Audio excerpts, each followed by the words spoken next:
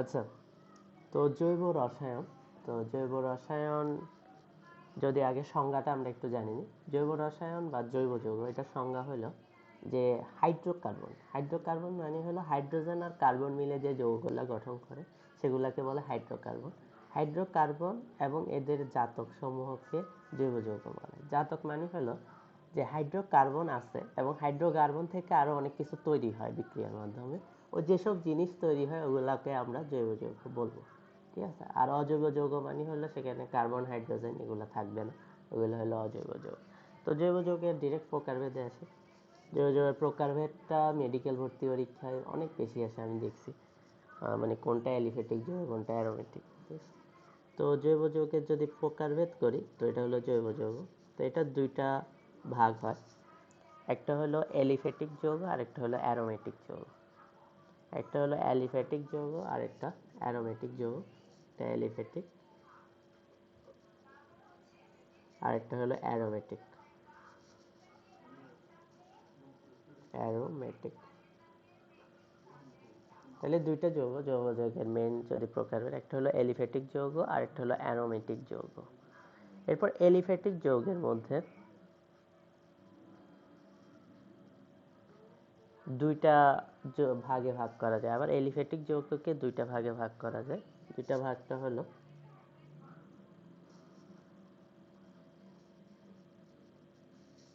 Aliphatic যৌগকে আবার দুইটা ভাগে ভাগ করা যায়, একটা হলো মুক্ত শিকল আর একটা হলো বদ্ধ শিকল। একটা মুক্ত শিকল আর একটা হলো বদ্ধ শিকল। ঠিক আছে। তো অ্যালিফ্যাটিক যৌগকে দুইটা ভাগে ভাগ করা যায়, একটা হলো মুক্ত শিকল আর একটা বদ্ধ শিকল। এরপরে আসো মুক্ত শিকলকে আবার দুই ভাগে ভাগ করা যায়, একটা হলো সম্পৃক্ত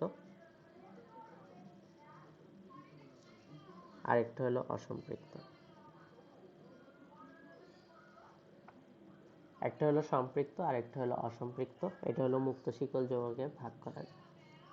এরপরে অ্যারোমেটিকের দিকে আসি আমরা। আচ্ছা, এর আগে একটু বদ্ধ শিকল যৌগ যেগুলো আছে এগুলো একটু বলে দিই। বদ্ধ শিকলের মধ্যে দুইটা আছে আবার, একটা হলো সুষম চাক্রিক আর একটা হলো বিষম চাক্রিক। ঠিক আছে। একটা হলো সুষম চাক্রিক আর একটা হলো বিষম চাক্রিক। তো এই দুইটা যৌগ আছে বদ্ধ শিকলের মধ্যে। সুষম চাক্রিক কি জিনিস, বিষম চাক্রিক কি জিনিস, সবগুলাই বলবো আমরা। সব এগুলো আসলে সব বোঝার জিনিস, মুখস্থ নাই এখানে কিছু। এরপর আসো অ্যারোমেটিক যৌগ। অ্যারোমেটিক যৌগের মধ্যেও দুইটা যৌগ আছে, একটা হলো সুষম চাক্রিক আর একটা হলো বিষম চাক্রিক। সুষম চাক্রিক আর একটা হলো বিষম চাক্রিক। ঠিক আছে। এরপরে মুক্ত শিকলের মধ্যে, মানে মুক্ত শিকল যেটা, এটার আরেকটা প্রকারভেদ আছে। আমি এখানে এটা একটু লিখতেছি। মুক্ত শিকলের আরেকটা প্রকারভেদ আছে, একটা হলো সরল শিকল আর একটা হলো শাখা শিকল। তো আমার মোটামুটি জৈব যৌগের প্রকারভেদটা মোটামুটি শেষ হয়েছে। তো আমরা প্রথম থেকে আসি। জৈব যৌগের দুইটা ভাগ মেইনলি, একটা হলো এলিফ্যাটিক আর একটা হলো অ্যারোমেটিক। তো এলিফ্যাটিক আর অ্যারোমেটিক, এলিফ্যাটিকের মধ্যে আবার দুইটা আছে, একটা হলো মুক্ত শিকল আর একটা হলো বদ্ধ শিকল। আচ্ছা, এবারে মুক্ত শিকল কি জিনিস, বদ্ধ শিকল কি জিনিস? মুক্ত শিকল মানে দুইটা প্রান্ত মুক্ত থাকবে, মানে তোমার যে যৌগটা আছে সেটার দুইটা প্রান্ত মুক্ত থাকবে, একটা একটার সাথে অ্যাডজাস্ট থাকবে না বা যোগ থাকবে না। আর বদ্ধ শিকল মানে হলো দুইটা প্রান্ত মুক্ত থাকবে না, ওরা মনে করো বলয় আকৃতির, বা প্রথম প্রান্ত শেষ প্রান্তের সাথে কোনো না কোনোভাবে অ্যাড থাকবে বা যুক্ত থাকবে। তো এটাকে আমরা বলতেছি বদ্ধ শিকল। একটা হলো মুক্ত শিকল। এবার মুক্ত শিকলের মধ্যে আবার দুইটা আছে, একটা হলো সম্পৃক্ত আর একটা হলো অসম্পৃক্ত। এবার আসো সম্পৃক্ত কোনটা অসম্পৃক্ত কোনটা। সম্পৃক্ত হলো যেটার মধ্যে শুধু একক বন্ধন থাকবে, যে যৌগের মধ্যে অনলি একক বন্ধনটা থাকবে সেটাকে বলবো আমরা সম্পৃক্ত জৈব যৌগ। আর যে জৈব যৌগের মধ্যে একক বন্ধন ছাড়াও ডাবল বন্ধন বা ট্রিপল বন্ধন যে কোনো একটা থাকলেই হবে, দুটোটাও থাকতে পারে আরো একাধিকও থাকতে পারে, কোনো প্রবলেম নেই। মেন কথা হলো ডাবল বন্ধন থাকলে ওটাকে আমরা বলবো অসম্পৃক্ত যৌগ, আর ডাবল বন্ধন না থাকলে ওটাকে বলবো সম্পৃক্ত যৌগ। এবার আসো বদ্ধ শিকল। বদ্ধ শিকল আর বদ্ধ শিকলের আবার দুইটা প্রকারভেদ আছে, একটা হলো সুষম আর একটা হলো বিষম। বিষম চাক্রিক, সুষম চাক্রিক। অ্যারোমেটিকের ক্ষেত্রেও আছে এটা, সুষম চাক্রিক, বিষম চাক্রিক। তো এবার আসো সুষম চাকরিক আর বিষম চাকরিকের উদাহরণটা আমি একটু দিব, এই পেজে দিচ্ছি। প্রথমে যেহেতু অ্যালিফ্যাটিকের ক্ষেত্রে বলতেছিলাম, অ্যালিফ্যাটিকের মধ্যেও আছে মানে অ্যালিফ্যাটিকের মধ্যে বদ্ধ শিকল যৌগ যেগুলো আছে এগুলোর মধ্যে দুইটা ভাগ আছে, একটা হলো সুষম চাকরিক আর একটা হলো বিষম চাকরিক। তো সুষম চাকরিক মানে হলো, ঠিক আছে, আমি একটা উদাহরণ দিই তোমাদেরকে। CH2 CH2 CH2, এটার নাম হলো সাইক্লোপ্রোপেন। সবাই লিখে রাখতে পারো, সাইক্লোপ্রোপেন।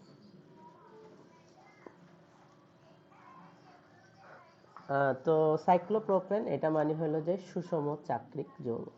আচ্ছা, তো সুষম চাকরিক আসলে কেমনে বুঝতেছি দেখো। সুষম চাকরিক মানে হলো যায় গিয়ে যে ওখানে কার্বন আর হাইড্রোজেন ছাড়া অন্য কিছু থাকতে পারবে না। সুষম মানে হলো যে একদম পিওর হাইড্রোকার্বন হইতে হবে। সুষম চাকরিক মানে হলো যে পিওর হাইড্রোকার্বন, একদম শুধু কার্বন আর হাইড্রোজেন নিয়ে যৌগটা তৈরি হতে হবে। চাকরিক মানে আশা করি বুঝতেছো, চাকরিক মানে হলো এমনি মুক্ত শিকলের ক্ষেত্রে যে জিনিসটা হয় দুই প্রান্ত মুক্ত থাকে, কিন্তু চক্র মানে হলো তার প্রথম প্রান্ত আর শেষ প্রান্ত এটা একটা একটার সাথে যুক্ত থাকবে।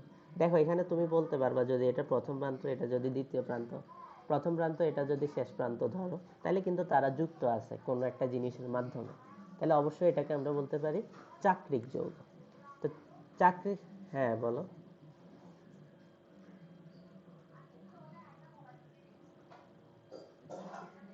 বুঝি নাই। ও মানে হ্যাঁ, না না না না না, ওইটা আমি তো বলি নাই তোমার। ভিন্ন হইলেও হবে, সমস্যা নেই। মূলক একই হইতে হবে, আমি বলছি কোনো একটা জিনিস দিয়ে যুক্ত থাকলে হলো। ঠিক আছে, তো ওটাকে আমরা বলবো চাকরিক যৌগ।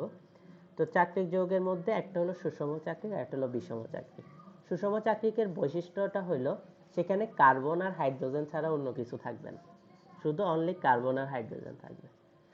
আর বিষম চাকরির ক্ষেত্রে আশা করি বুঝে গেছো, বিষম চাকরিকে কার্বন হাইড্রোজেন ছাড়াও অন্য কিছু থাকতে হবে। মনে করো অক্সিজেন থাকতে পারে, মনে করো নাইট্রোজেন থাকতে পারে, কিছু একটা থাকতে হবে, কার্বন হাইড্রোজেন ছাড়াও অন্য কিছু একটা থাকতে হবে। যেরকম আমি বিষম চাকরিকের একটা উদাহরণ দিই তোমাদেরকে। বিষম চাকরিক, তো বিষম চাকরিকের উদাহরণটা হলো এটা, সেম উদাহরণ আসলে, মোটামুটি সেমই বলা যায়। দেখো এখানে কার্বন আর হাইড্রোজেন ছাড়াও আরেকটা জিনিস আছে যেটা আসলে জৈব যৌগের আন্ডারে, বা ওইটাকে আমরা হাইড্রোকার্বনের মধ্যে ফালাই না, এটাকে বলতেছি এখন এখানে অক্সিজেন। ঠিক আছে, এখানে অক্সিজেনটা আছে, তাইলে এটাকে আমরা বলবো বিষম চাকরিক। তো সুষম চাকরিক কোনটা বিষম চাকরিক কোনটা একদম ইজিলি বোঝা যাবে। একটা হইতে হবে যে চক্র হইতে হবে, এবং চক্র হইলেও সেটা যদি শুধু হাইড্রোকার্বন দিয়ে গঠিত হয় এটাকে আমরা বলবো সুষম চাকরিক, আর যদি মানে হাইড্রোকার্বন ছাড়াও অন্য কিছু থাকে তাহলে ওটাকে বলবো বিষম চাকরিক। তো এবার আসি একটু তোমাদের নামটা একটু বলে দিই, এটার নাম হলো ইথিলিন অক্সাইড। নামকরণগুলো আমরা শিখবো, আবার কিছু নামকরণ আছে এগুলো মুখস্থই করা লাগে, কিছু করার নেই এটাতে। ঠিক আছে, তো এটা হলো ইথিলিন অক্সাইড।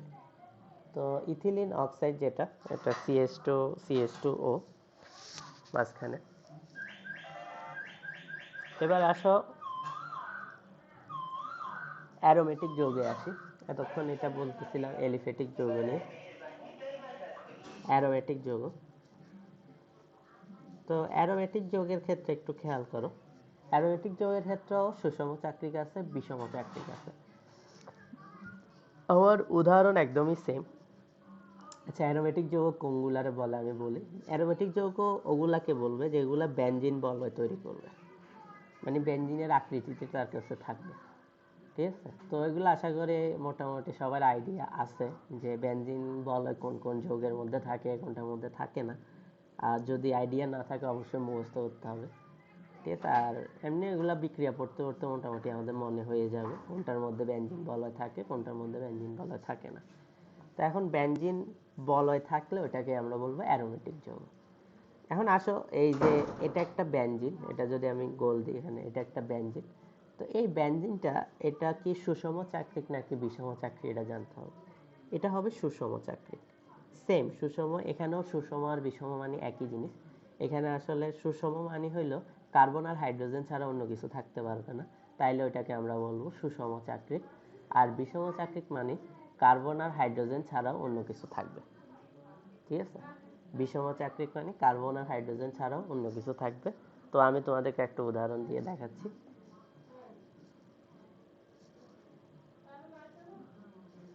ঠিক আছে, এখানে আসলে এই যে যেগুলোর মধ্যে আমি কোনাগুলোর মধ্যে কিছু দিই না, এগুলো সবগুলোর মধ্যে কার্বন আছে, কার্বনের হাইড্রোজেন আছে। আশা করি বেনজিনের গঠনটা সবাই একটু দেখবা। বেনজিনের গঠনে দেখবা যে সবসময় কোনাগুলোর যতগুলো কৌণিক বিন্দু আছে সবগুলাতে কার্বন আছে এবং কার্বনের সাথে একটা একটা হাইড্রোজেন যুক্ত আছে। তাহলে আমরা বলতে পারি যে এগুলো সবগুলোর মধ্যে কার্বন হাইড্রোজেন আছে, কিন্তু এখানে এক্সট্রা একটা জিনিস আছে যেটাকে আমরা বলতেছি নাইট্রোজেন। যেহেতু এখানে নাইট্রোজেন আছে, অবশ্যই এটাকে আমরা বলবো বিষম চাকরিক। তো বিষম চাকরিকের উদাহরণ হিসেবে এখানে যে অ্যানটা সহ দিলাম, এটার নাম হলো পিরিডিন।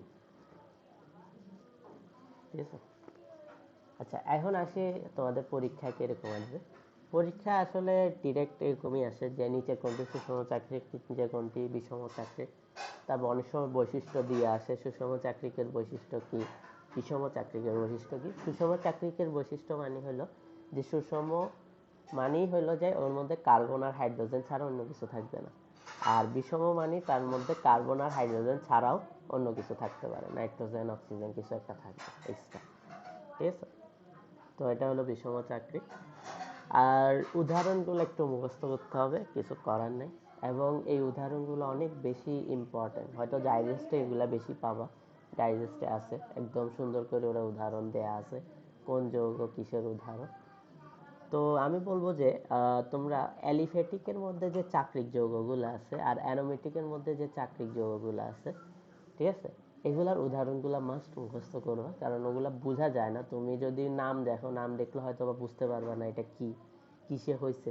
হ্যাঁ, মোটামুটি একটু বোঝা যায়। তোমার যদি এলিফ্যাটিক হয় তখন দেখবা যে সাইক্লো নামটা বেশি আসে, সাইক্লো। সাইক্লো মানে সাইকেল আকারে আছে বা চক্র আকারে আছে নামটা আসে। বাট অ্যারোমেটিক হলে সেই সাইক্লো নামটা আসে না। তো সাইক্লোওয়ালা যতগুলাই দেখবা সবগুলাকে বলতে পারো মোটামুটি যে এগুলা অ্যালিফ্যাটিক যৌগের মধ্যে পড়ছে। তবে সবগুলা না, কতগুলাতে আবার ভিন্ন আছে। ঠিক আছে, তো আমার হিসাবে মুখস্থ করলে বেশি বেটার। তুমি উদাহরণগুলো মাস্ট মুখস্থ করতে হবে। তো আসো এবার আমরা নামকরণটা শিখব। তো নামকরণ শেখার আগে আমরা আগে একটু কার্যকরীমূলক সম্বন্ধে আইডিয়া নিব। তো কার্যকরীমূলক সম্বন্ধে সবার মোটামুটি আইডিয়া আছে। কার্যকরীমূলক মানে হলো তুমি বস্তুটা দেখলা, একটা জিনিস দেখছো, দেখার পরে তুমি এটা কেমনে বুঝলা এটা কি অ্যালকেন না অ্যালকিন বা কোন গোত্রের মধ্যে পড়ছে, এটা কি অ্যালকেন অ্যালকিন না অ্যাসিড অ্যাসিটিক অ্যাসিড নাকি অ্যালডিহাইড না কিটোন, কেমনে বুঝলা, ওইটাকে আমরা বলতেছি কার্যকরীমূলক। মানে যে জিনিস দিয়ে বস্তুটার পরিচয় আমরা বুঝতে পারবো। যেরকম প্রথমে আসি অ্যালকেন। হ্যাঁ, তো অ্যালকেন মানে হলো তার মধ্যে একক বন্ধনের কার্বন থাকতে হবে। যদি একক বন্ধনের কার্বন থাকে তাহলে ওইটাকে আমরা বলবো অ্যালকেন, শেষ কথা এটাতে। এরপরে অ্যালকিনে আসি। অ্যালকিন মানে হলো তার মধ্যে ডাবল বন্ধনের কার্বন থাকতে হবে, তার মধ্যে ডাবল বন্ধনের কার্বনটা থাকতে হবে। তো ডাবল বন্ধনের যদি কার্বনটা থাকে তাহলে ওইটাকে বলবো যে অ্যালকিন বা সমগোত্রীয় শ্রেণী অ্যালকিন।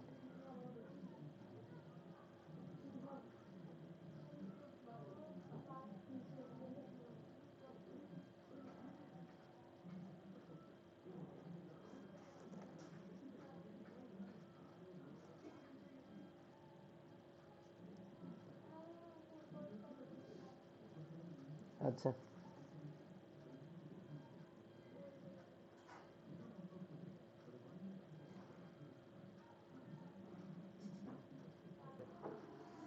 আচ্ছা ঠিক আছে, সবাই আমার কথা শুনতেছো?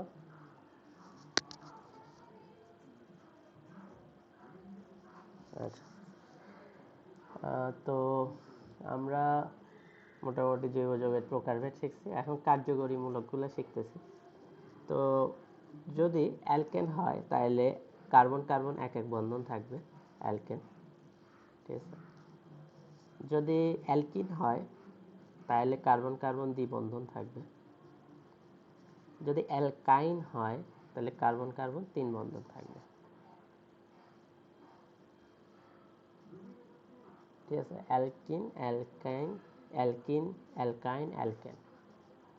তো এবার আসো, এগুলো হলো যে কার্যকরীমূলক। যেরকম যদি তুমি অ্যাসিটিক অ্যাসিড বলো বা অ্যাসিড কার্যকরীমূলক, অ্যাসিডের কার্যকরীমূলক বা জৈব অ্যাসিডের কার্যকরীমূলক, তাহলে এটা হবে বন্ড সি ডাবল এইচ। ঠিক আছে, বন্ড সি ডাবল এইচ, এটা হলো অ্যাসিডের কার্যকরীমূলক। তারপরে যদি বলো অ্যালডিহাইড, অ্যালডিহাইড হলো সিএইচও। আর যদি বলো যে কিটোন, তাহলে হবে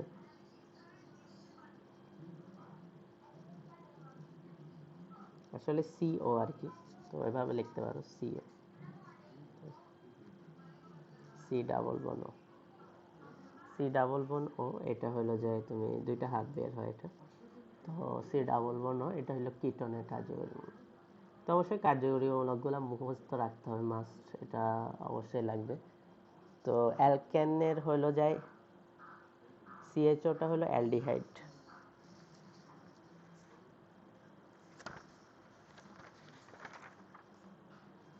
সিএইচওটা হলো অ্যালডিহাইড।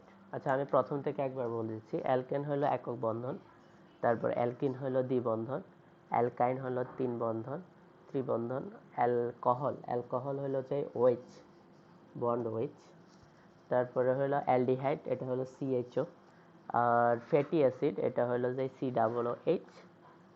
আর আরেকটা লিখলাম যে কিটোন, কিটোন হলো সি ডাবল বন ও বা সিও।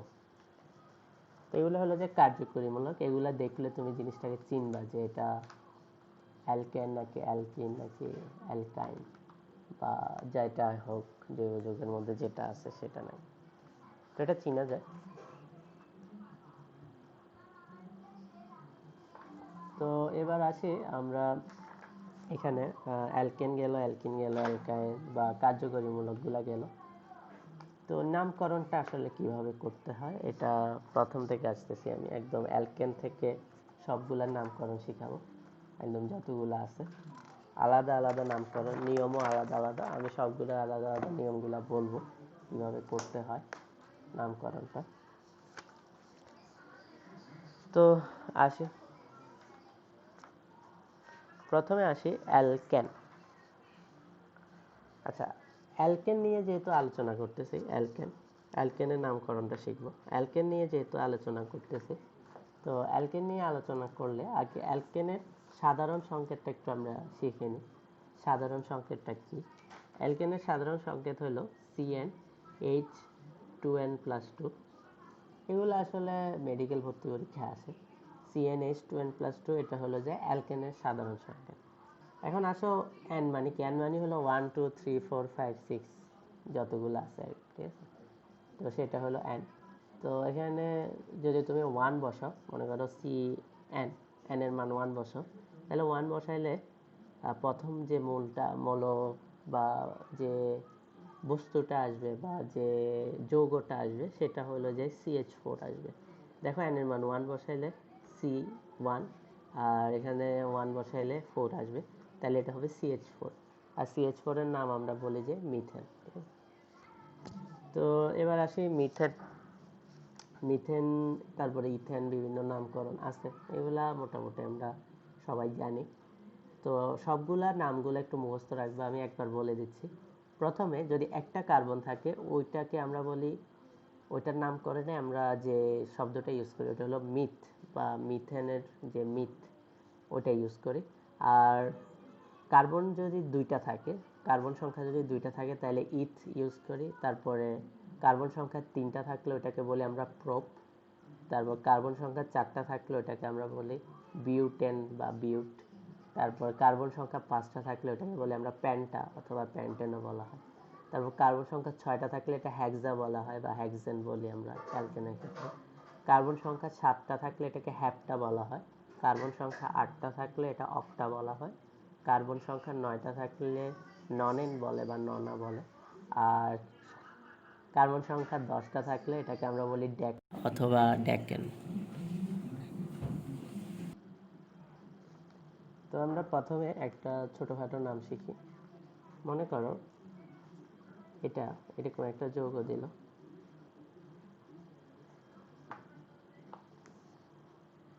এটা একটা যৌগ দিল, এই যৌগটার নাম কি? তো এই যৌগটার নাম যদি বলো, এখানে কার্বন আছে কয়টা এটা দেখতে হবে, আর কার্বন কার্বন একক বন্ধন দ্বিবন্ধন এটা দেখতে হবে।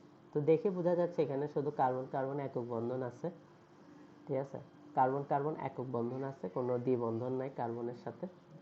আর তাইলে এটা অবশ্যই অ্যালকেনের মধ্যে পড়বে। আর এখানে কার্বন আছে 3টা, তো কার্বন 3টা থাকলে আমরা নাম বলছিলাম প্রোপ, তাহলে এটার নাম হবে প্রোপ এন, ঠিক আছে, এটার নাম হলো প্রোপেন। তো এরকম বিউটেন আছে, 4টা কার্বন হলে বিউটেন, 5টা কার্বন হলে প্যান্টেন। কিন্তু এখন যদি এরকম সোজা সোজা আসতো তাহলে তো হইতো, কিন্তু এখানে শাখা শিকল দিয়ে আসে জিনিসটা। তো এখন শাখা শিকল দিয়ে আসলে একটু প্রবলেম হয়ে যায় আমাদের, যে শাখা শিকল দিয়ে আসলে তখন নামকরণটা কিভাবে করব। আচ্ছা, তো শাখা শিকল দিয়ে যদি আসে, সবাই একটু খেয়াল করি। মনে করো তোমাকে এরকম দিল,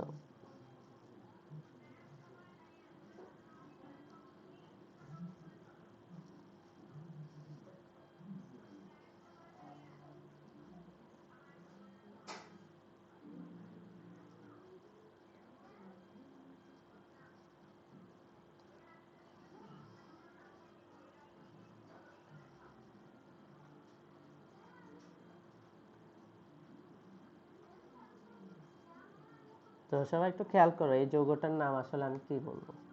তো এই যৌগটার নাম হলো, না, 2 মিথাইল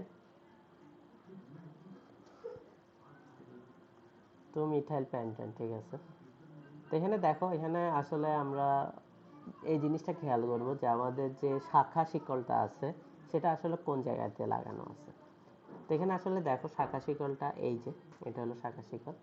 তো শাখা শিকলটা এই পাশে লাগানো আছে, মানে এই কার্বনের সাথে লাগানো আছে। এখন আমরা কার্বন সংখ্যাটা হিসাব করব কিভাবে, এই দিক থেকে ডান থেকে হিসাব করব না বাম থেকে হিসাব করব। সবসময় দেখতে হবে যে সাইড থেকে কার্বন সংখ্যাটা কম আসবে। মনে করো আমি যদি এই সাইড থেকে কার্বনটা হিসাব করতাম, তাহলে এটা 1 নম্বর কার্বন, এটা 2 নম্বর, এটা 3 নম্বর, এটা 4 নম্বর। তো 4 নম্বরের সাথে একটা শিকল লাগানো আছে, তাহলে অবশ্যই তখন নামটা হয়ে যাইতো 4 মিথাইল প্যান্টেন। এখন সবসময় মনে রাখবা শিকলটা সবসময় কম, মানে যে সাইড থেকে হিসাব করলে কার্বন সংখ্যাটা কম আসবে। যেরকম এই সাইড থেকে হিসাব করলে কার্বন সংখ্যাটা আসতেছে বেশি, কিন্তু বাম সাইড থেকে যদি হিসাব করি, দেখো 1 নম্বর 2 নম্বর, 2 নম্বর কার্বন, ঠিক আছে। তো বাম সাইড থেকে হিসাব করলে 2 নম্বর কার্বন, ঠিক আছে, বাম সাইড থেকে হিসাব করলে 2 নম্বর কার্বন। তো অবশ্যই তখন বাম সাইড থেকে হিসাব করলে আমরা অবশ্যই 2 নম্বর কার্বন হিসাব করেই করব। তো একদম সোজা। প্রথমে আসি আমরা মেইন শিকল বা প্রধান শিকল যেটাকে বলে। এখানে প্রধান শিকল হলো এটা মাঝখানেরটা, 1 2 3 4 5। এখানে কয়টা কার্বন আছে এটা মাস্ট জানতে হবে। 1 2 3 4 5, 5টা কার্বন আছে, তাহলে এটার নাম হবে প্যান্টেন। আর এটার মধ্যে একটা শাখা শিকল আছে, এটা কত নম্বর কার্বনের সাথে যুক্ত আছে, এখান থেকে বাম ডান থেকে হিসাব করলে 1 নম্বর 2 নম্বর কার্বনের সাথে, তাহলে 2 আসবে। 2 এর পরে এরকম একটা চিহ্ন দেওয়া লাগে, হাইপেন। হাইপেন দিয়ে আসলে যে শিকলটা যুক্ত আছে এটার পরিচয় দিতে হবে। তো এই শিকলটার নাম বলে, মানে এরকম যদি একটা কার্বন আলা শিকল থাকে এটাকে বলে মিথাইল, 2টা কার্বন আলা শিকল থাকলে এটাকে বলে ইথাইল, 3টা আলা থাকলে প্রোপাইল, ঠিক আছে। তো এটার নাম হলো যে মিথাইল।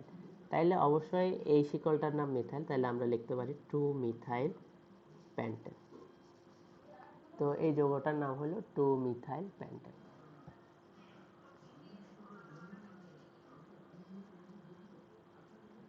ঠিক আছে।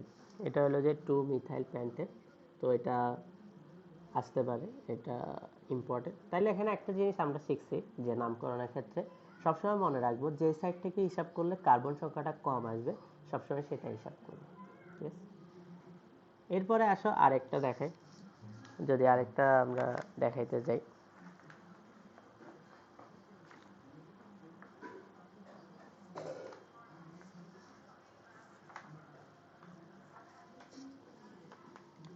কম দিয়ে দেখাই, 4টা দিয়ে দেখাই, ঠিক আছে, 4টা দিলাম। তো এই মাথার উপর এখানে দিলাম CH3, এখান দিয়ে দিলাম আরেকটা CH3।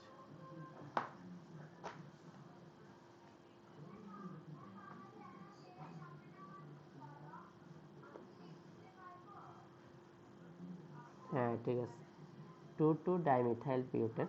এখানে একটা জিনিস খেয়াল করো, আমরা অবশ্যই যে পাশ থেকে কার্বন সংখ্যা কম হবে, তো আমি এই সাইড থেকে হিসাব করব। তো এই সাইড থেকে হিসাব করলে এটা হলো প্রথম কার্বন, এটা হলো দ্বিতীয় কার্বন।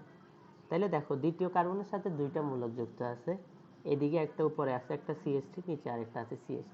তো CH3 মূলকের নাম হলো মিথাইল।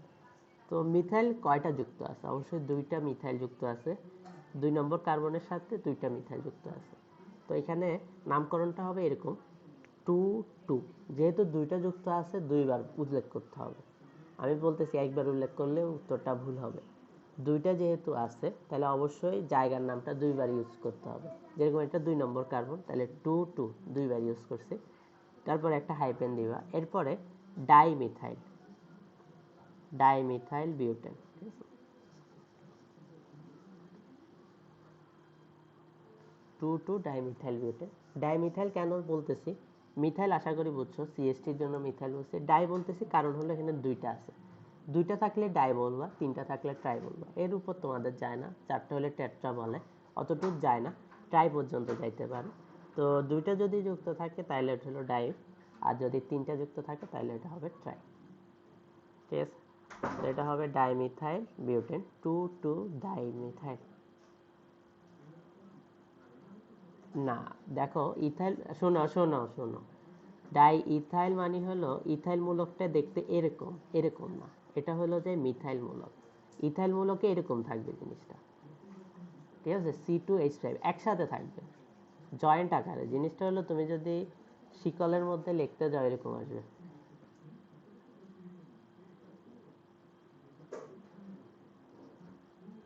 এই যে একসাথে থাকবে। তুমি তখন আর CH3 লিখবে না, তুমি এরকম লিখবে CH3 CH2। এমনি এটা আলাদা আলাদা ভাবে যুক্ত আছে, মানে উপরে নিচে বা পাশে দুইটা হাত দিয়ে আলাদা করে যুক্ত আছে, কিন্তু ওইটা একটা হাত দিয়ে যুক্ত থাকবে। যখন দুইটা কার্বন বা তিনটা কার্বন একসাথে, যেটাকে আমরা বলি ইথাইল, ওটা অবশ্যই একটা কার্বন দিয়ে যুক্ত থাকবে বা একটা বন্ধন দিয়ে যুক্ত থাকবে, তখন আমরা ওটাকে বলবো ইথাইল। তো এখানে হবে ডাইমিথাইল, যেহেতু দুইটা মিথাইল মূলক যুক্ত আছে। আচ্ছা আমি মূলকগুলো একটু লিখে দিই, তিনটা মূলকই বেশি আসে। প্রথমটা হলো মিথাইল মূলক, এটাকে বলে মিথাইল CH3। এরপরে C2H5, এটাকে বলে ইথাইল মূলক। এরপরে আরেকটা আছে C3H7, এটাকে বলে প্রোপাইল মূলক। এটা মিথাইল, এটা হলো ইথাইল, এটা হলো প্রোপাইল, ঠিক আছে। তো এইভাবে করে যুক্ত থাকলে ডিরেক্ট লিখে দিবা প্রোপাইল ইথাইল, যেটাই আসো। আচ্ছা এখন এবার আসি আরেকটু কঠিনে আসি।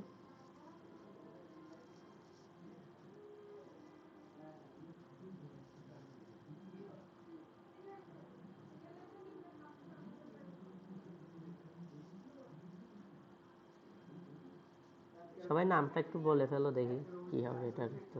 আমি ভিতরে আর হাইড্রোজেন গুলা বসাচ্ছি না, ইচ্ছা করে বসাচ্ছি না, ঠিক করে দেয় প্যান্টেন, ঠিক আছে। 2,3 ডাইমিথাইল প্যান্টেন। দেখো 2,3 ডাইমিথাইল কেন হয়েছে? এই পাশ থেকে যদি আমি ডান পাশ থেকে হিসাব করি তাহলে এখানে হলো 1 নম্বর 2 নম্বর, তাহলে এটা 2 নম্বর কার্বন 2, আর এটা হলো 3 নম্বর কার্বন 3। এবার হাইপেন দিলাম, কয়টা মিথাইল মূলক আছে? একটা, দুইটা, ডাইমিথাইল। আর মোট মোট মিলাই কার্বন আছে কয়টা? 7টা, সরি 5টা, 5টা আছে। তো এটা হবে প্যান্টেন। আবার সবগুলা যোগ করে দিও না, যেটা মূল শিকল, এটাকে বলে প্রধান শিকল অথবা মূল শিকল। মূল শিকল যেটা আছে ওইটাতে যতগুলা কার্বন থাকবে সেটাই হিসাব হবে। তাহলে অবশ্যই এটা হবে 2,3 ডাইমিথাইল প্যান্টেন। তো এটা আসলে আমি এটা করানো একটা কারণ আছে, তোমরা একটা জিনিস খেয়াল করো। আমি চাইলে কিন্তু কার্বন বাম সাইড থেকে হিসাব করতে পারতাম, এবং বাম সাইড থেকে হিসাব করলে প্রবলেমটা হলো বেশি আসে মানটা। বেশি বলতে তুমি যদি এদিক থেকে হিসাব করো, এটা হবে 3, এটা হবে 4, তাহলে 3, 4 আসবে। দেখো 3 আর 4-এর যোগফল হলো 7, আর 2 আর 3-এর যোগফল হলো 5। তো অবশ্যই যে পাশে হিসাব করলে যোগফলটা কম আসবে সবসময় সেই পাশ থেকে হিসাব করতে হবে, ঠিক আছে। তো আশা করি এটা বুঝছো। এটা আরেকটা উদাহরণ ছিল। এবার আসো আরেকটা দিই, ইথাইল একটা দিই। আমি ভিতরে হাইড্রোজেন গুলা লিখতেছি না, তো অবশ্যই অবশ্যই হাইড্রোজেন গুলা থাকবে, আমি ইচ্ছা করে টাইম লাগবে এখন লিখতে।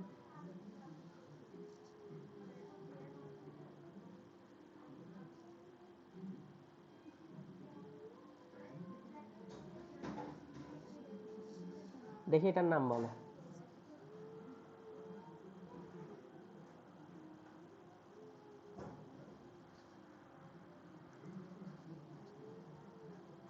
দ্রুত।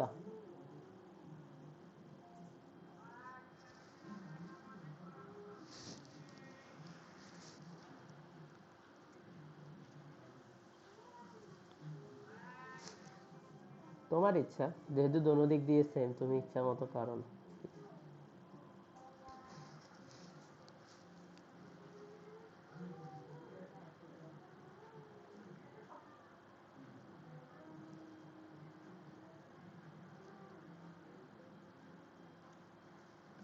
দেখো দোনোটা কি এখানে মিথাইল নাকি ইথাইলও আছে?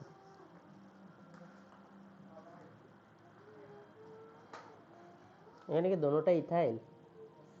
আমার কি লেখা বুঝতেছো না নাকি? ভাঙা বলতে? না না, এটা ভাঙা বলতে এটা হলো একসাথে আছে দোনোটা। এটা হলো ইথাইল না, এটা ভাঙতে হবে না। মানে একসাথে যদি কখনো থাকে এরকম, তো এটা মানে হলো ইথাইল। C2H5 আর কি, তুমি দেখো C2H5, আমি শুধু ভাঙ্গি লিখছি আর কি।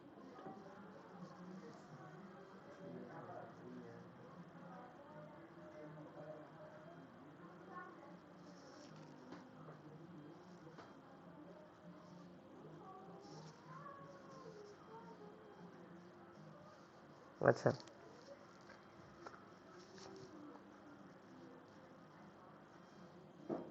তো এখানে আসলে দোনো সাইড থেকে যেহেতু সেম,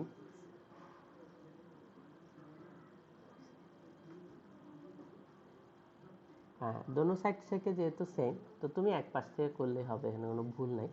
তবে একটু সমস্যা আছে, যেহেতু এখানে আমাদের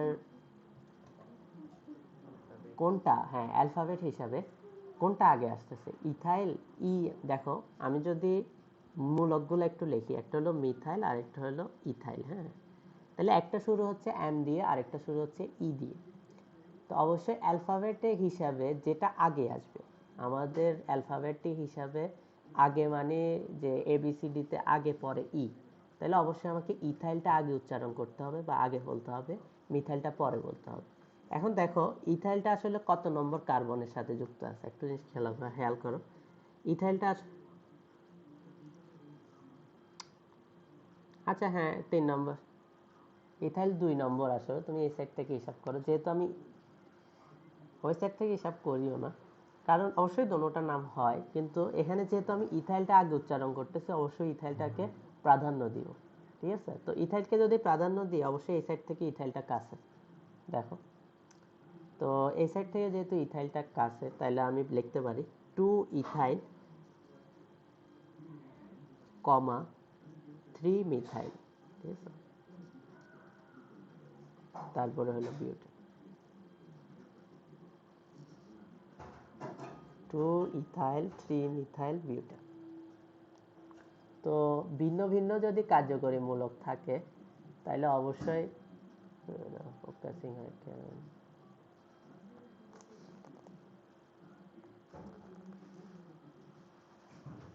কি করতেছে তো। তো 2 ইথাইল 3 মিথাইল বিউটেন এটার নাম। তো এখন আশা করি আমাদের মোটামুটি সবগুলাই হয়ে গেল। আমি একসাথে একটু বলে ফেলি, যদি শিকল থাকে, শিকল যদি অনেকগুলা থাকে, অবশ্যই সবগুলার নাম হিসাব করতে হবে, এবং যেটাতে ইংলিশ অ্যালফাবেটে প্রথমে আসবে সেটা আগে উচ্চারণ করব এবং ওইটাকেই প্রাধান্য দেব।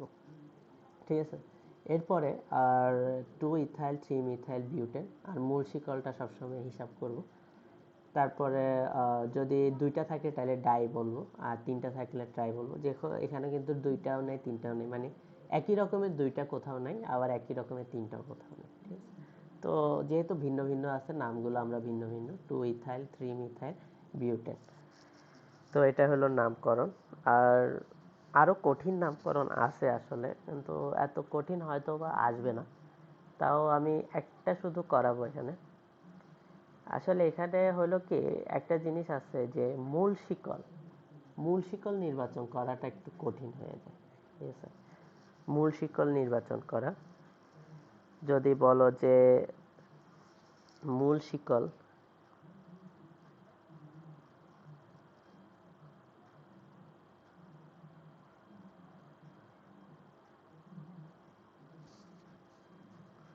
আচ্ছা আমি নিজেই দিই একটা, এখানে তো পাইতেছি না। দেখো মূল শিকল কিভাবে নির্বাচন করতে হয় একটা জিনিস খেয়াল করো। এতক্ষণ আমরা শিখছিলাম মূল শিকল মোটামুটি সোজাভাবে দেয়া ছিল, তো মূল শিকল চলে আসছে।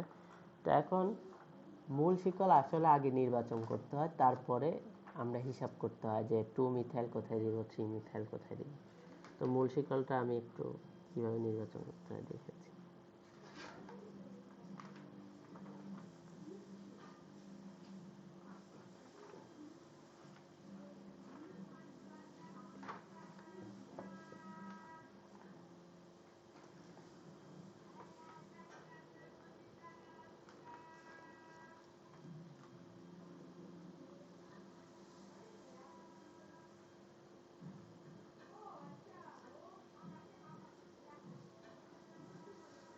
এই জিনিসটার নাম বলতে পারবা?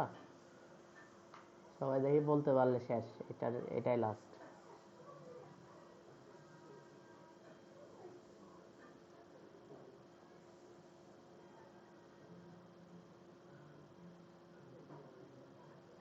হ্যাঁ ঠিক আছে, 3,3 ডাইমিথাইল হাইড্রোজেন। বাকি আর কেউ?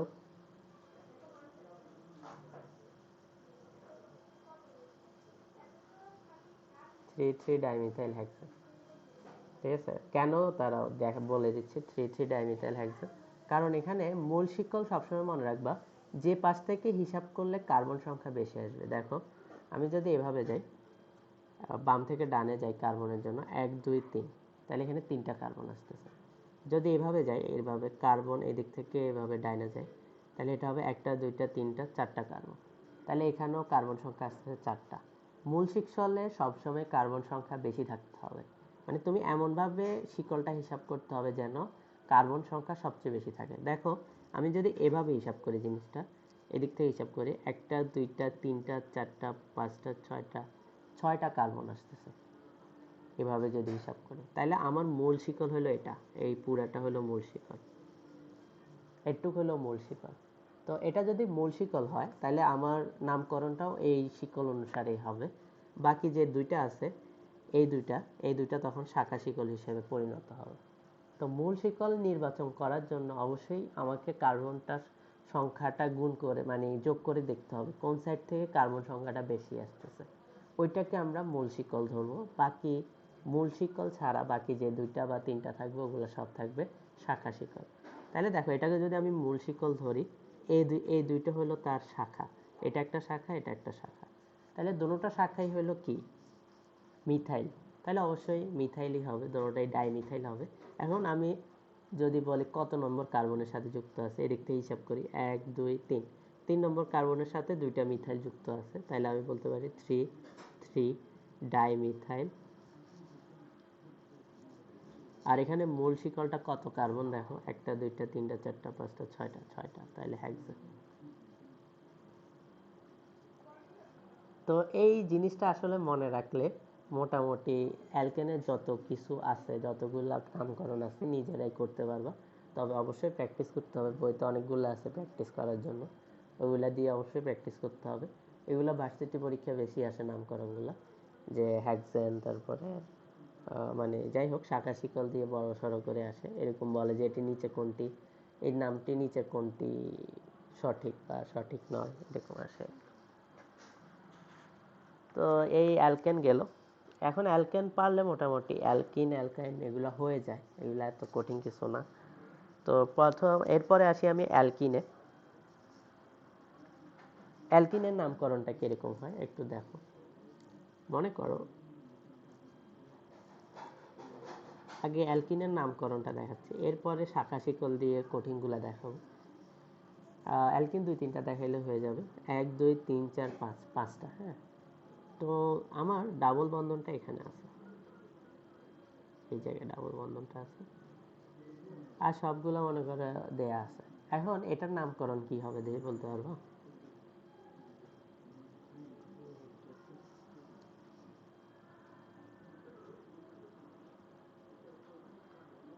হ্যাঁ, প্যান টু ইন এভাবেও বলা যায়, ঠিক আছে। তো এখানে আসলে তোমাকে দেখতে হবে যে একসাথে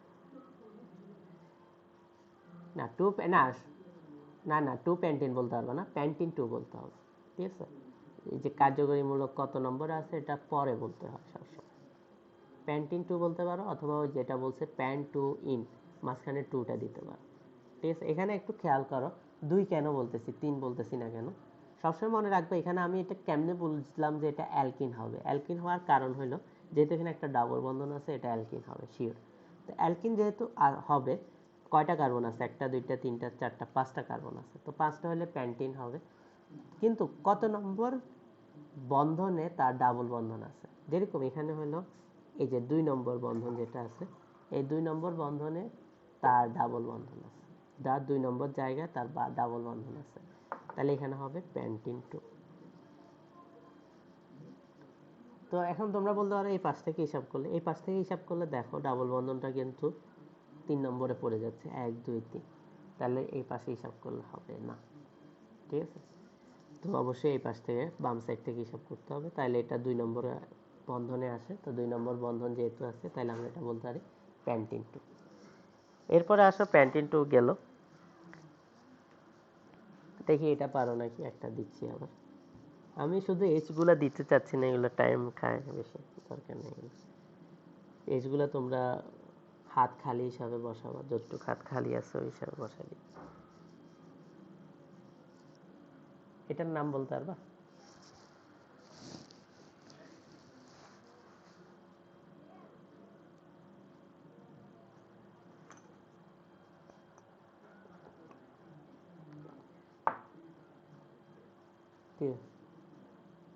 হ্যাঁ, বিউট ওয়ান ইন, না বিউট ওয়ান ইন লেখা,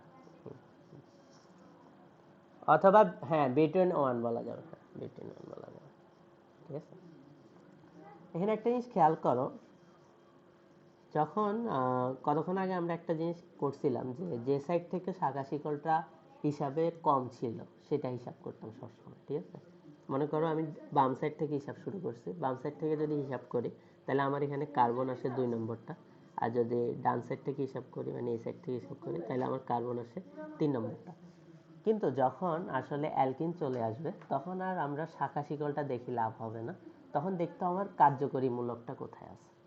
দেখো কার্যকরী মূলক যদি হিসাব করো তাহলে এটা হলো যে কার্যকরী মূলক ডাবল বন্ধন, ডাবল বন্ধনটা কোন সাইড থেকে কাছে, বাম সাইড থেকে কাছে নাকি ডান সাইড থেকে কাছে। দেখো যদি আমি বলি এই সাইড থেকে, মানে এই সাইড যদি ধরি, এই সাইড থেকে ডাবল বন্ধনটা কাছে, একদম 1 নম্বরে পড়ে গেছে। কিন্তু যদি বাম সাইড থেকে হিসাব করি, দেখো ডাবল বন্ধনটা 3 নম্বর জায়গায় আছে, তাহলে অবশ্যই এখানে প্রাধান্য পাবে ডাবল বন্ধনটা, কার্যকরী মূলকটা প্রাধান্য পাবে, শাখা শিকল না।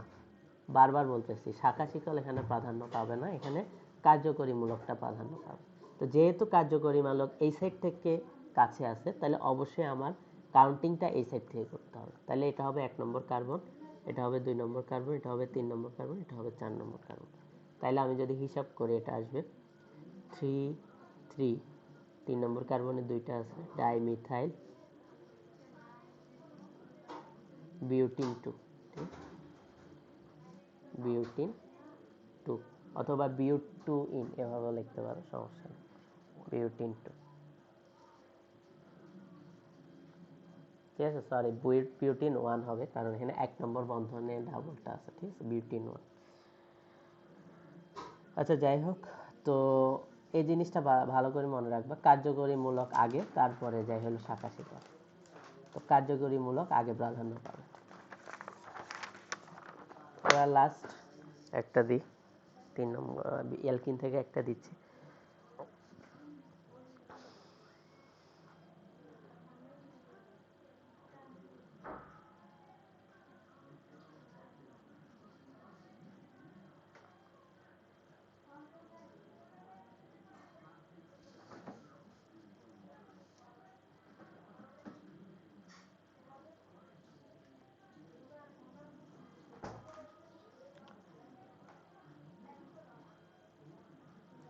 আচ্ছা দেখি এটার নামকরণ করতে পারো নাকি,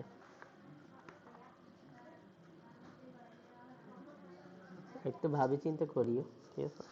কয়টা দিছে, একটা দুইটা,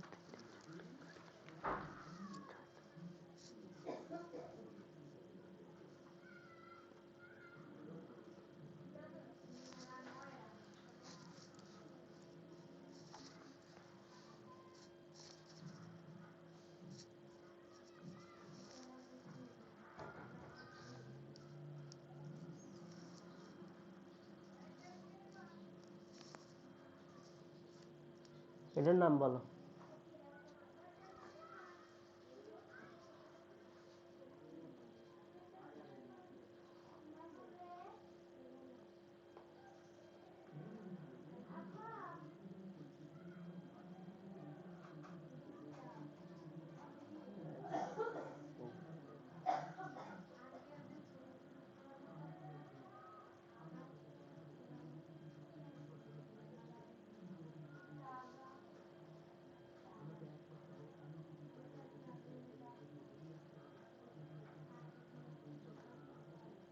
দেখা যাচ্ছে না? আচ্ছা,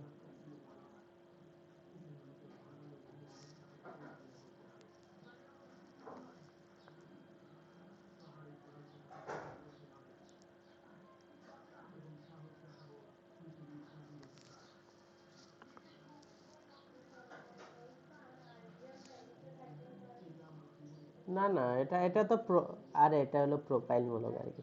তিনটা কার্বন আর একটা মূলক আছে না, C3H7।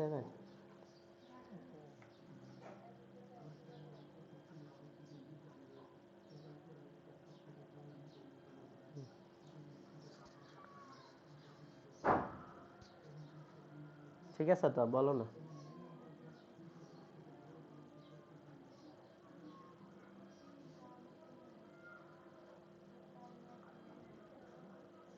আচ্ছা, 5 মিথাইলটা আগে আসবে না নাকি? পি আগে না এম আগে? হ্যাঁ হ্যাঁ, দেখো এটা 5 মিথাইল হবে। 5 মিথাইল 5 প্রোপাইল, হ্যাক্স হ্যাক্সিন 2 দিতে পারো অথবা হ্যাক্স 2 ইন, দুটোটাই রাইট। হ্যাক্সিন 2 অথবা হ্যাক্স 2 ইন। তাহলে একটা জিনিস খেয়াল করো, এখানে আমি যদি ডাবল বন্ধনটাকে প্রাধান্য দিই, এই সাইড থেকে কাছে ডাবল বন্ধনটা, তাহলে 2 নম্বরে। তাহলে কার্বন সংখ্যা এই সাইড থেকে হিসাব করবে, এটা 1 নম্বর, এটা 2 নম্বর, এটা 3 নম্বর, 4 নম্বর, 5 নম্বর। তাহলে 5 5 মিথাইল 5 প্রোপাইল হ্যাক্সিন 2, 5 মিথাইল 5 প্রোপাইল হ্যাক্সিন 2।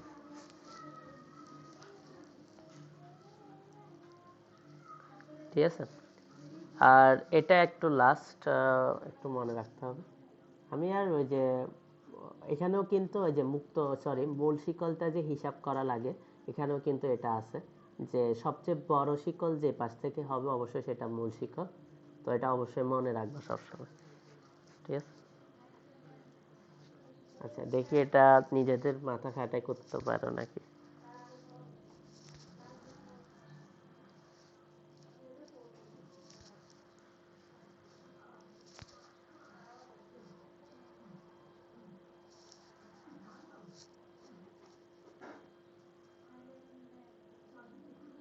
দেখি করো এটা।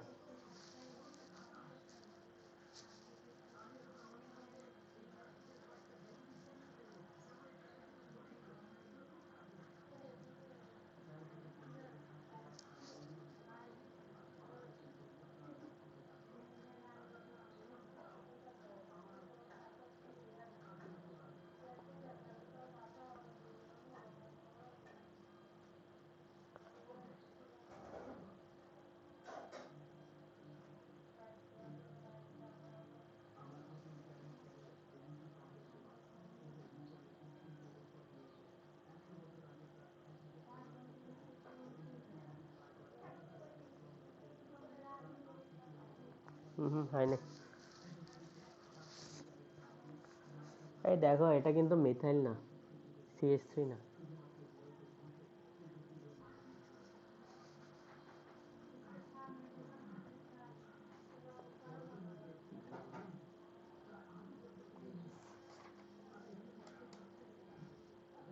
মুনতাহা তো কিছু বলতেছে না, মুনতাহা কই? আচ্ছা ও নাই না।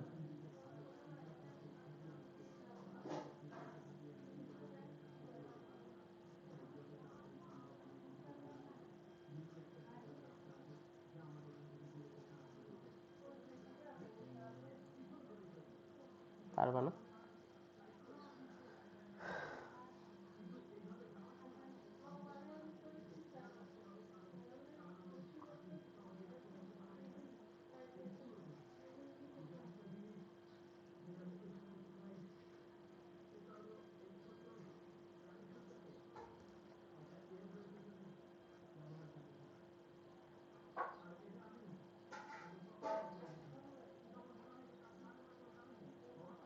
হ্যাঁ করে দেখো, হ্যাঁ CH2 থেকে শুরু করতে হবে।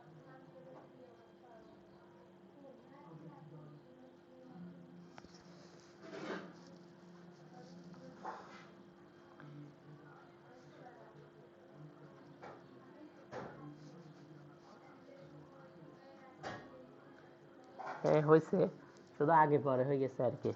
ইথাইলটা আগে হবে, মিথাইলটা পরে হবে। নাম করে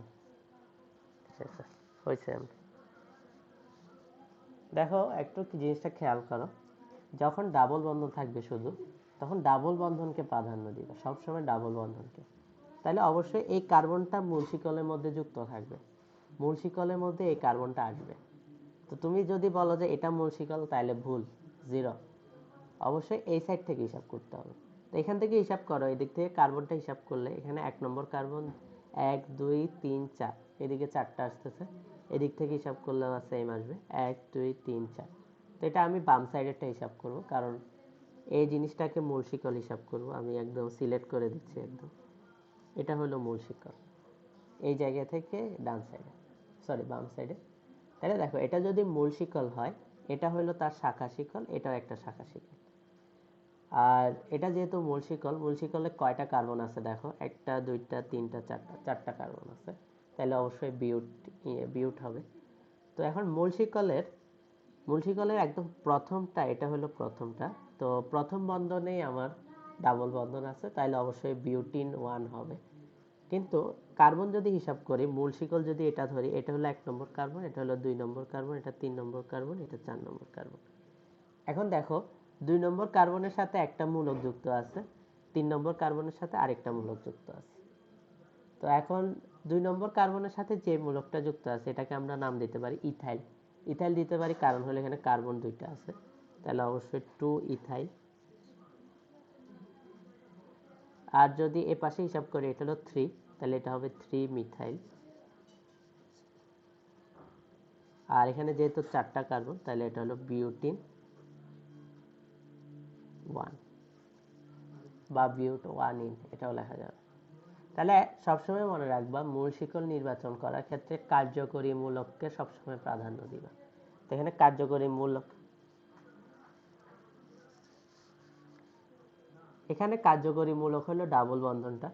তো ডাবল বন্ধনকে সবসময় আমরা প্রাধান্য দিব। তো আমরা যদি এটাকে মূল শিকল ধরি, মনে করো এই নিচের যে এটা আছে 4টা 6টা আছে, এই 6টাকে যদি আমি মূল শিকল ধরি, তাহলে কিন্তু হবে না। কারণ হলো এটার মধ্যে একটার মধ্যেও কিন্তু ডাবল বন্ধন নাই যদি আমি হিসাব করি। তো সবসময় ডাবল বন্ধন থেকে হিসাব করতে হবে, যে পাশে কার্বনের সাথে ডাবল বন্ধন আছে সেটা। তো আমরা এই সাইড থেকে হিসাব করতে হবে, যেহেতু এটা মাথার উপর আছে সমস্যা নেই, এদিক থেকে হিসাব করব মূল শিকলটা।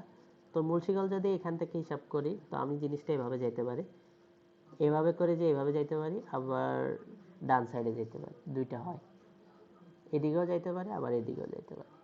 এখন এদিকে গেলে আবার সমস্যা হলো যাই, এদিকে যদি যাই, এদিকে গেলে আমার শাখা শিকলটা হিসাব হচ্ছে না, তো সেজন্য এদিকেও যাইতে পারবো না, অবশ্যই বাম সাইডে যাইতে হবে, এদিক থেকে শুরু করে এদিকে যাব। তো দেখো তাইলে আমার কার্বন আসতেছে কয়টা, মূল শিকলের কার্বন 1টা 2টা 3টা 4টা, 4টা কার্বন আসতেছে, এটা হলো মূল শিকলের কার্বন, তো এটা আমি বিউটিন লিখছি। আর 1 নম্বর বন্ধনে সেটার দ্বিবন্ধন আছে, সেজন্য বিউটিন 1।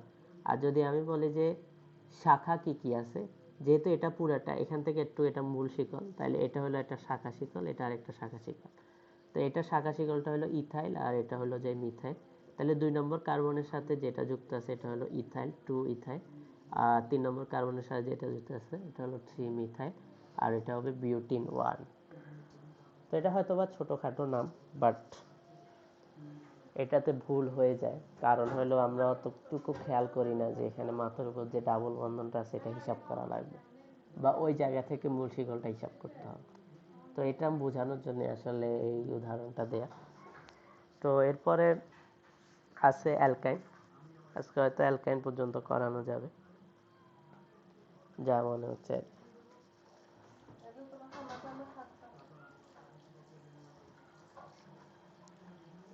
আচ্ছা, এমনি অ্যালকাইনের নামকরণ সেম, আসলে বিউটিনের সাথে মানে অ্যালকিনের সাথে অ্যালকাইনের একদম সেম।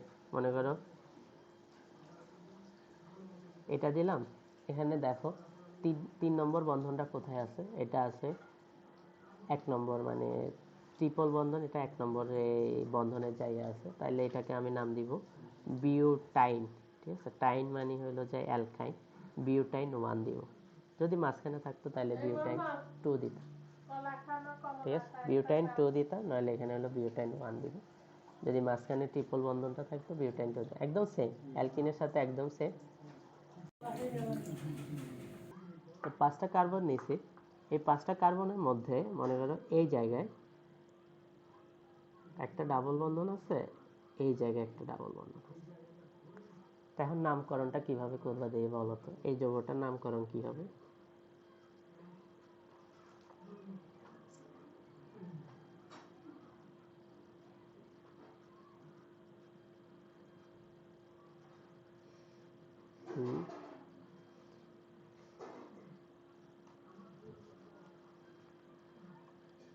না, হয়নি।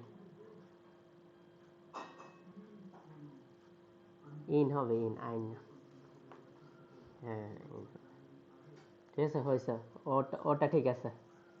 হ্যাঁ, ঠিক আছে। তো এভাবে লিখবা, প্যান্ট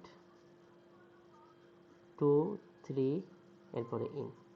ঠিক আছে, মানে যতটা জায়গায় ডাবল বন্ধনটা থাকবে সেটা ততটা জায়গায় তুমি এটা উল্লেখ করবা। যেরকম এর আগেরটাতে শুধু একটা জায়গা ছিল, প্যান্ট 2 ইন লিখতাম আমরা। এখন যেহেতু দুইটা জায়গা আছে, তাহলে প্যান্ট 2 3 ইন। ঠিক আছে, আর আইনের ক্ষেত্রেও সেম, আইন মানে হলো ট্রিপল বন্ধন, তখন হবে প্যান্ট 2 3 আইন। দেখে এবার এটার একটু নামকরণ করো তো, একটা দিচ্ছি সোজা একটা, এটা পারবা আশা করি, কিন্তু এটা আসতে পারে আমার কাছে কেন জানি লাগছে। সবাই দ্রুত করি ফেলো এটা, এটার নামকরণ বলো।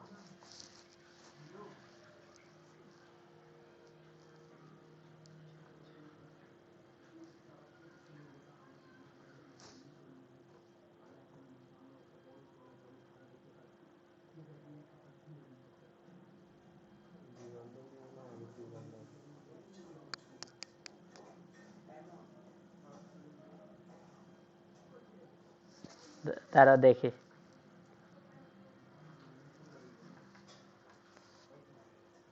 না, ঠিক করে বলো, একজন একটা বলতেছে।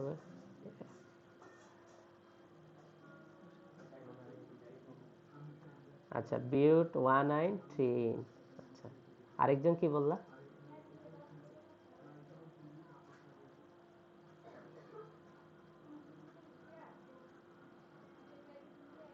বিউট 3 ইন 19। এটা দাঁড়াও, কোনোটাই এখনো রাইট হয়নি।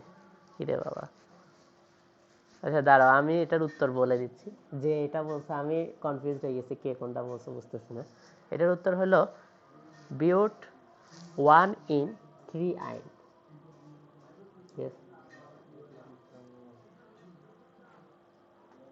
বিউট 1 ইন 3 আইন।